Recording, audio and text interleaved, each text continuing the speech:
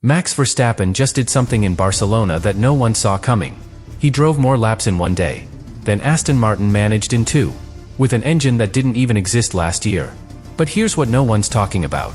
His lap times were slow, on purpose, and that's terrifying. Because if this was Red Bull holding back, the rest of the grid is already in trouble. The new Ford engine didn't explode, didn't overheat, didn't even blink.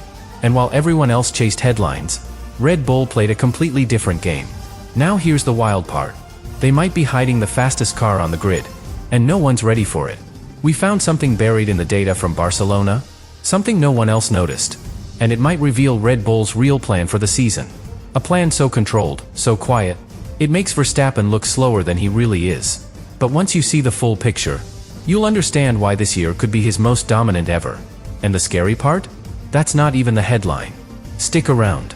Because what really happened in Barcelona changes everything. Max Verstappen wasn't supposed to be the story in Barcelona. Red Bull missed 2 entire days of testing. Their new car had no track data. And their engine? It was a complete unknown. The world expected problems, delays, maybe even a breakdown. Instead, they delivered something no one could explain.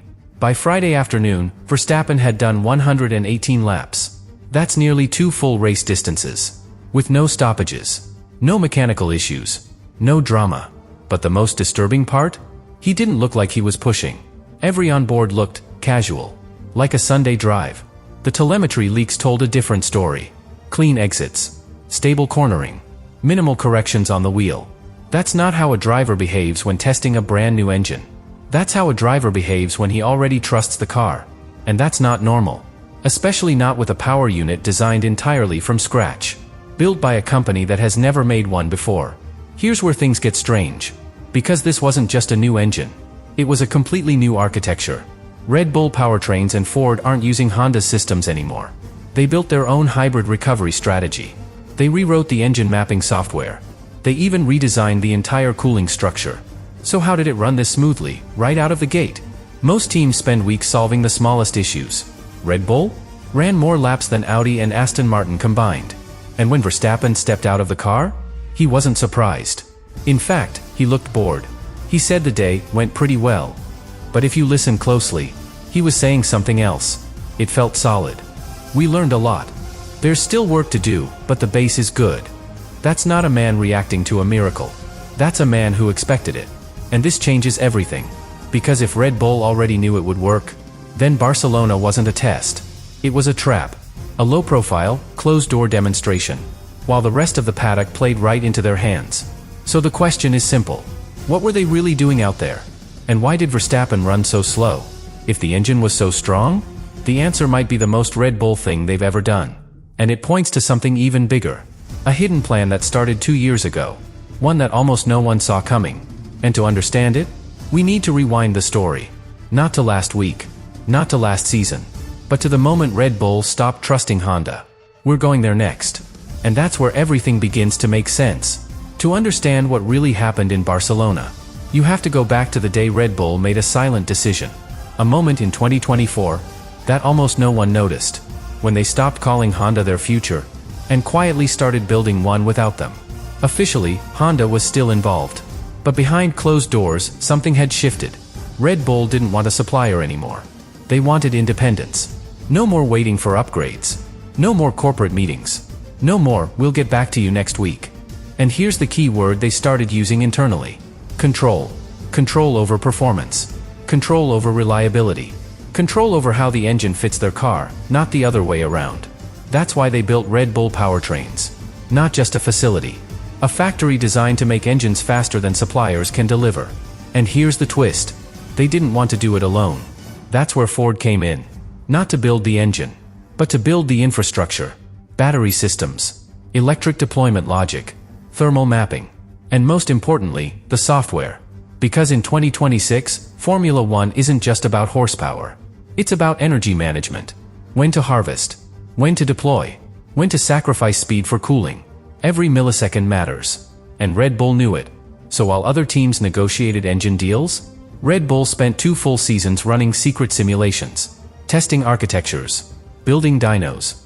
Developing an engine that would be invisible until it was ready. And that's exactly what we saw in Barcelona.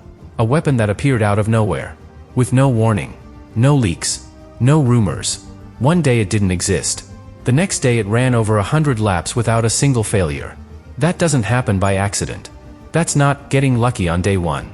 That's a trap laid years in advance. And now, everyone else is stuck reacting. Because while Ferrari was managing PR, while Mercedes was chasing mileage, and while McLaren was fixing fuel issues, Red Bull brought a finished product. Not perfect. Not polished. But ready. And that means Bahrain is no longer a test.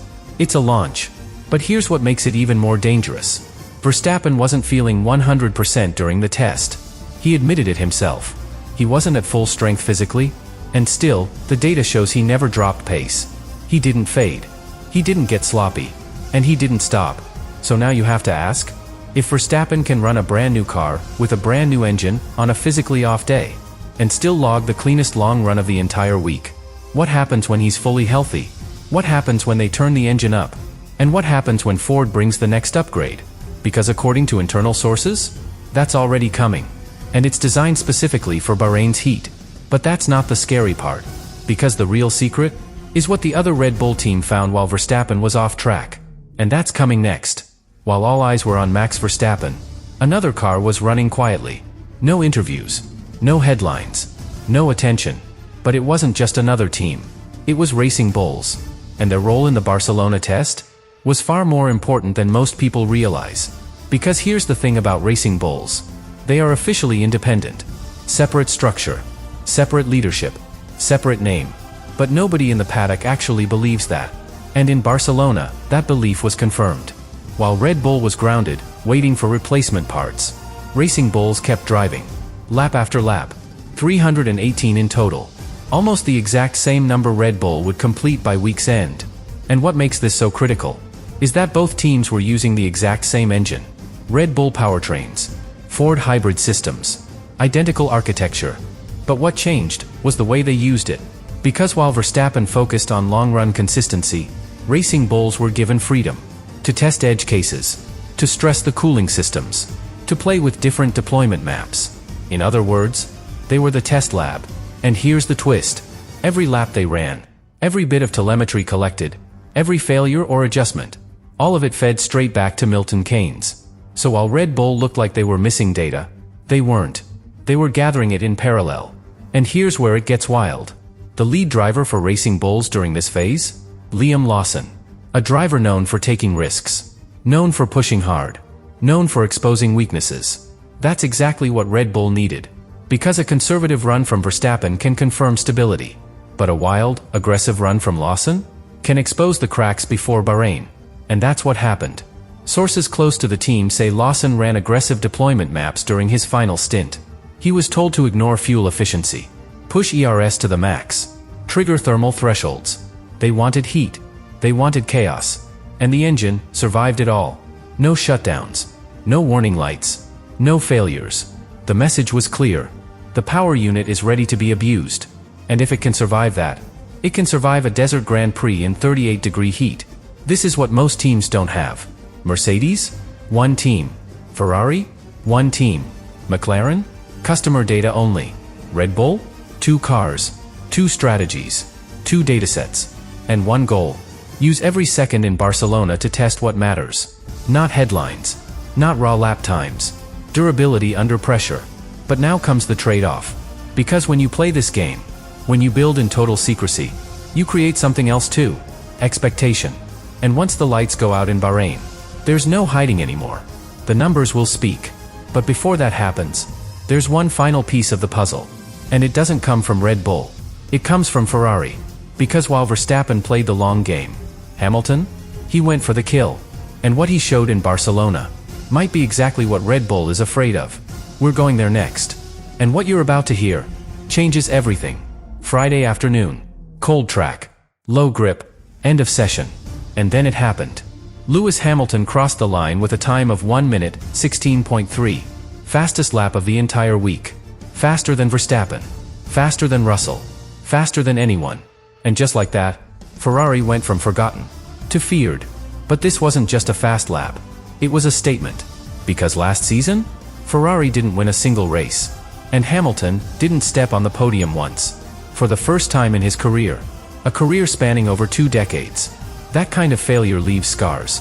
And what Hamilton did in Barcelona was personal. He didn't just want to feel the car. He wanted to break it, push it past the limits, find the edge, and then go beyond it. And when the stopwatch stopped, Ferrari stood at the top.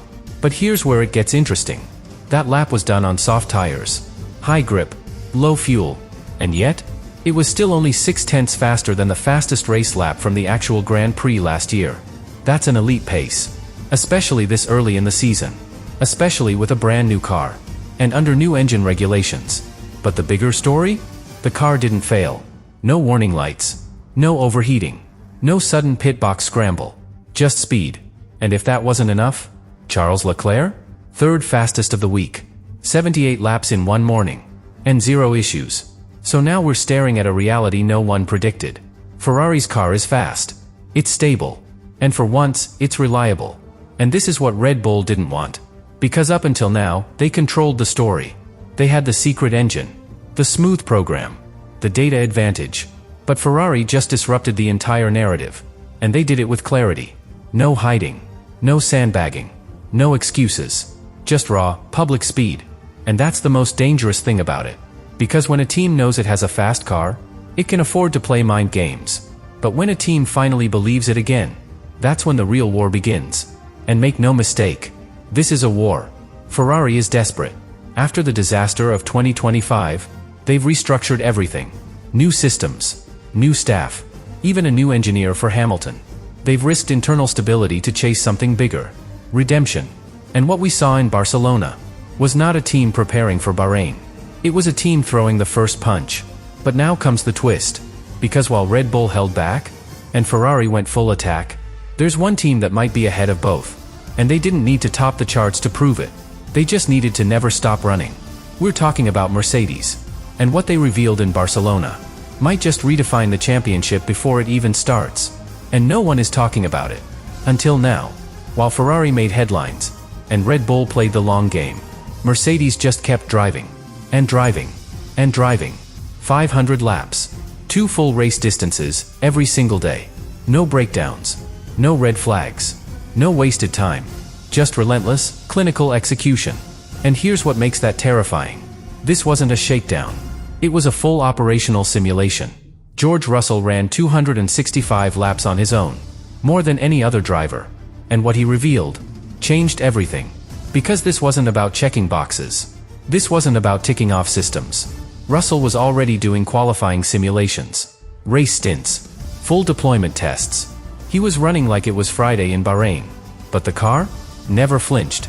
The W17, their newest creation under the 2026 rule set, looked planted, controlled, and most importantly, consistent. And this is where it gets scary. Because Mercedes didn't just drive more than anyone. They finished their program 1 day early. Let that sink in. While other teams scrambled to fix issues, replaced parts, fought cold track temps, Mercedes ran every lap they planned. Then packed up and left. Andrew Shovlin, their trackside engineering chief, said it best. The car just let us execute exactly what we intended. You don't say things like that unless you know. Unless you've already seen the numbers, the patterns, the data confirming your instincts. And here's where it gets deeper. Because behind the scenes, there was something else happening. A quiet discovery. Their simulator had underestimated the car. In other words, the W17 is faster in real life than it is in Mercedes' own factory simulations. That almost never happens. Usually, it's the opposite.